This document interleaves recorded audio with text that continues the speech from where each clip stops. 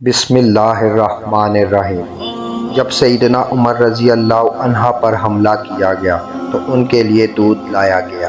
جیسے ہی آپ نے دودھ پیا تو وہ آپ کی پسلیوں کے زخم سے بہہ نکلا۔ طبیب نے ان سے کہا، اے امیر المومنین، وصیت فرما دیں، آپ زیادہ دیر زندہ نہیں رہ سکیں گے۔ تو انہوں نے اپنے بیٹے عبداللہ کو بلایا اور کہا کہ حذیفہ بن یمان کو میرے پاس بلاؤ۔ حذیفہ بن یمان حاضر ہو گئے۔ یہ وہ صحابی ہیں جنہیں نبی کریم صلی اللہ علیہ وسلم نے منافقین کے ناموں کی فہرست عطا کی تھی، اور ان ناموں کے بارے میں اللہ پاک اور اس کے رسول صلی اللہ علیہ وسلم اور حذیفہ بن یمان کے علاوہ کوئی نہیں جانتا تھا۔ حضرت عمر رضی اللہ عنہ نے پوچھا، جبکہ خون ان کی پسلیوں سے بہہ رہا تھا، کہ اے حذیفہ بن یمان، میں آپ کو اللہ کی قسم دے کر کہتا ہوں، کیا اللہ کے رسول صلی اللہ علیہ وسلم نے میرا نام منافقین کے ناموں میں لیا ہے یا نہیں؟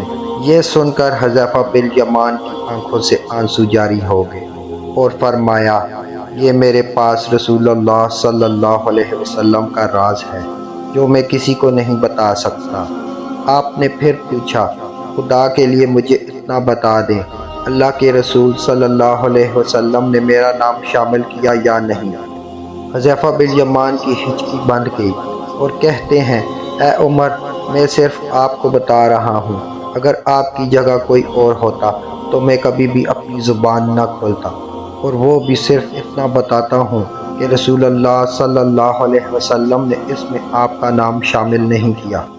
حضرت عمر نے اپنے بیٹے عبداللہ سے کہا کہ دنیا میں میرے لیے ایک چیز باقی رہ گئی ہے۔ حضرت عبداللہ نے پوچھا، وہ کیا ہے ابا جان؟ حضرت عمر رضی اللہ عنہ نے فرمایا، بیٹا، میں جوار رسول اللہ صلی اللہ علیہ وسلم میں دفن ہونا چاہتا ہوں، لہٰذا ام المومنین حضرت عائشہ کے پاس جاؤ، ان سے یہ مت کہنا کہ امیر المومنین عمر، بلکہ کہنا کہ کیا آپ عمر کو اپنے ساتھیوں کے قدموں میں دفن ہونے کی اجازت دیتی ہیں، کیونکہ آپ اس گھر کی مالکن ہیں۔ تو ام المومنین نے جواب دیا کہ یہ جگہ تو میں نے اپنے لیے تیار کر رکھی تھی، لیکن آج میں اسے عمر کے لیے ترک کر دیتی ہوں۔ عبداللہ بن عمر شاداں و فرحاں واپس آئے اور عرض کی، اجازت مل گئی ہے۔ عبداللہ بن عمر نے دیکھا کہ حضرت عمر کا رخسار مٹی پر پڑا ہوا ہے، تو انہوں نے آپ کا چہرہ اٹھا کر اپنی گود میں لے لیا۔ حضرت عمر نے اپنے بیٹے کی طرف دیکھا اور فرمایا کہ کیوں تم میرا چہرہ مٹی سے بچانا چاہتے ہو؟ عبداللہ ابن عمر نے کہا، ابا جان، لیکن حضرت عمر نے بات کاٹتے ہوئے فرمایا کہ اپنے باپ کا چہرہ مٹی سے لگنے دو، بربادی ہے عمر کے لیے اگر کل اللہ پاک نے اسے نہ بخشا۔ حضرت عمر اپنے بیٹے کو یہ وصیت فرما کر موت کی آغوش میں چلے گئے، اے میرے بیٹے، میری میت مسجد نبوی میں لے جانا اور میرا جنازہ پڑھانا، اور حذیفہ بن یمان پر نظر رکھنا، اگر وہ میرے جنازے میں شرکت کریں تو میری میت روضہ رسول صلی اللہ علیہ وسلم کی طرف لے جانا، اور میرا جنازہ روضہ رسول صلی اللہ علیہ وسلم کے دروازے پر رکھ کر دوبارہ اجازت طلب کرنا اور کہنا، اے ام المومنین، آپ کا بیٹا عمر، یہ مت کہنا کہ امیر المومنین، ہو سکتا ہے میری زندگی میں مجھ سے حیا کی وجہ سے اجازت کی گئی ہو، اگر اجازت مرحمت فرما دیں تو دفن کرنا، ورنہ مجھے مسلمانوں کے قبرستان میں دفن کر دینا۔ عبداللہ ابن عمر کی نظریں حذیفہ بن یمان پر تھیں۔